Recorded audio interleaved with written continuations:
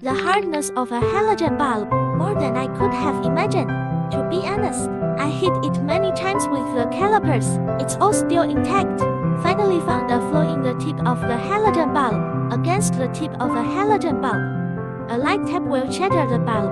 I wanted to keep a light structure inside. After a knot like this, all that's left is a tungsten structure. This tungsten wire is its light source. In this video, I'm going to share that with you, how to choose to change halogen bulb into LED. We use calipers to measure the width of the halogen light center of the original car, and what our headlights are all about is, the light that comes from this central store is refracted into each piece of the headlight ball, and then concentrate the light to create an effect that we finally see. We learned how light patterns work, so we are going to follow the principle that we learned. Pick out a good LED bulb. First, the light source. The light is then projected onto the reflective ball, and then it's reflected, and the final effect that we see when we modify the LED bulb. We modify the light source, not the car structure. There is no way to modify the headlight structure, so we are looking for a source of light. But now we see these LED bulbs. Two-sided, four-sided, eight-sided, and even more faceted LED bulbs.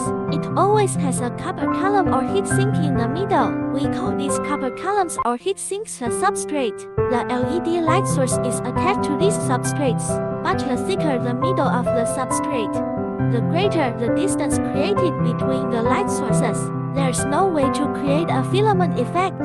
So in a way, the thinner the substrate, the closer the two sources, to get closer to, but never to, the effect of a light source, thus closer to the effect of a source of light, more like the original car glow effect. LED light bulb manufacturers understand this principle, but few people to make ultra-thin LED. Although the ultra-thin technical requirements are not particularly high, but the power cannot be too large. Can only say that at most can reach more than 31 watts of power. Otherwise, the heat dissipation is easy to bad. Now there are two routes. One is the pursuit of power. Light bulbs will be very bright but very astigmatic. The other route is to maintain a safe power, so that it lasts longer and lasts longer. Go for the perfect light effect. This is the LED HG effect.